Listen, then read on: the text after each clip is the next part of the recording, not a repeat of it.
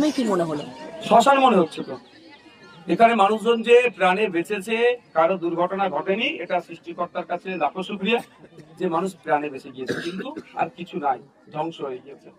এই মুহূর্তে সরকারের কাজ হবে অন্তত এদেরকে একটা অস্থায়ী ত্রাণ শিবির করে যতদিন না পর্যন্ত এই বিষয় এটা রিকভারি হচ্ছে, সরকার তাদেরকে পাশে থাকা, সহযোগিতা করা। কিন্তু সরকার তো পুনর্বাসন দেবে না বলছে।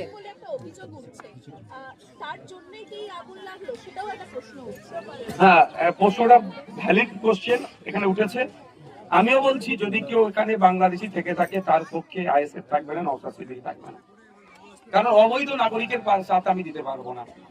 আমি মনে করি এখানে বৈধ নাগরিক আছে, এরপরে যদি অবৈধ নাগরিক থেকে থাকে তাহলে কাজ হবে এখানকার যারা সুবুদ্ধি সম্পূর্ণ মানুষ, লোকাল প্রশাসনকে জানানো।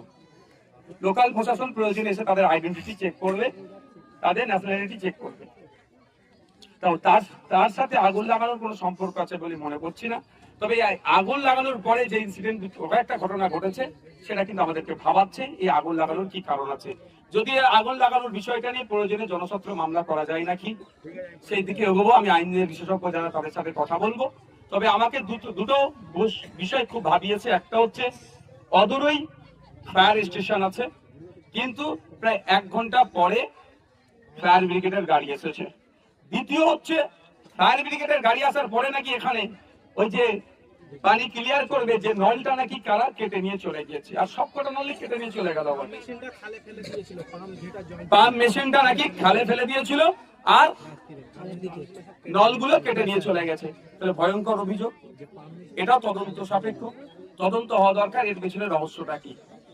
আপনি যেটা বলছেন বারংবার উনি অভিযোগ করছেন যে পরপর 3বার অগ্নিকাণ্ডের ঘটনা, সেখানে কোনো 3বার অগ্নিকাণ্ড হ্যাঁ, আমার এখানে লোকাল একজন ব্যক্তির সাথে কথা বললাম, তিনি বললেন একবার নয় একাধিকবার, 3বার এই বস্তিতে আগুন লেগেছে।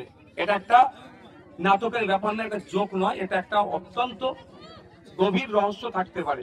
অন্তর্ঘাত কি উচ্ছেদ কি সিম্প্যাথি নিয়ে একাধিক বিষয় কিন্তু থাকতে পারে, সেটা তদন্ত সাপেক্ষ। তবে যেটাই হোক না কেন, যদি ইচ্ছাকৃত ভাবে এই আগুন কেউ লাগিয়ে থাকে সে কিন্তু ছাড় পাবে না। সে সিম্প্যাথি নেওয়ার জন্য হোক, আর অন্তর্ঘাতের কারণে হোক বা উচ্ছেদের কারণে হোক, আমি 3টে বিষয়ই বলছি। Thank you. চলো রাজনীতি।